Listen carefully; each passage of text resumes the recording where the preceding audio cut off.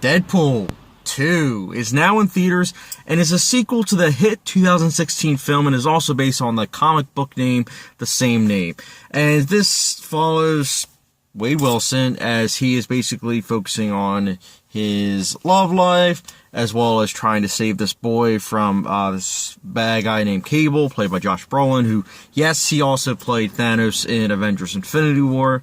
And this, for those of you who don't know, it is an action comedy, but it's very meta, meaning there's a lot of breaking of the fourth wall, a lot of jokes thrown at the DCEU, the MCU, just comic book movies in general, and just pop culture in general.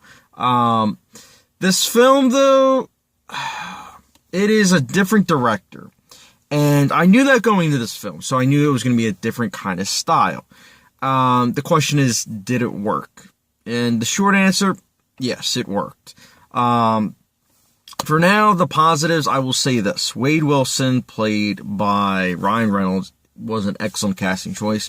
And, I'm really glad that Ryan Reynolds got this role back in 2016 because his career was just always kind of a joke. Like when people would talk about Ryan Reynolds, it was like, oh, the guy was in rom-coms. Kind of like Matthew McConaughey almost, where it was like, he went from rom-coms to then like Oscar-winning movies. And this by no means is going to be an Oscar-winning movie, but Ryan Reynolds is having a resurgence in his career and is actually being taken seriously as an actor that can actually act and isn't just a pretty boy. So I'm happy for him. I'm happy that he got this role, and he does a good job in this film. I think also Josh Brolin as Cable is a good villain. Yeah, I like Josh Brolin. Like, I'm not gonna jump on the bandwagon and be like, oh yeah, like he's great. I've been a fan of Josh Brolin since I first saw No Country for Old Men. I liked him in that. I liked him in Sicario. I've seen him in so many things, and I've always liked him. But it's the type of thing where when I would be like to people, oh yeah, I like Josh Brolin in No Country for Old Men, they'd be like, who? Now, though, when I say it, people are like, oh yeah, Thanos and, Cable, and it's like, okay, cool. But my point is, I've been a fan of his for a long time, and I'm glad that he's getting recognition. But I want people to check out his earlier work because he is a great actor. I also think the score for this film is pretty good. This film actually fixes a lot of the issues that the first Deadpool movie had. First film had a score that was kind of like, meh, but this film actually had a good score. The action in the other film, it really was not that special, like, at all. But this is directed by the dude who did Atomic Blonde and half of John Wick. He was, co-directed.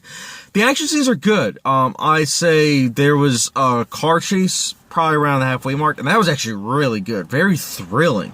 The sound design is also pretty good. Like, there's a lot of technical value to this film, which I couldn't say about the first one. Like, if you watch my review, I probably said, hey, this film, yeah, it's entertaining, but, technical achievements, no. But this film, it's entertaining. It's kind of forgettable, I can't lie, but the action, the sound design, the score, the performance by Ryan Reynolds, I liked them all. But unfortunately, like I said, this is a forgettable film. It is trying to balance the meta humor as well as getting serious. This film was surprisingly serious. On top of that, this film felt too long, in my opinion. I think this easily could have been 95 minutes instead of 2 hours. But again, it's just kind of nitpicks almost to what most you would consider nitpicks.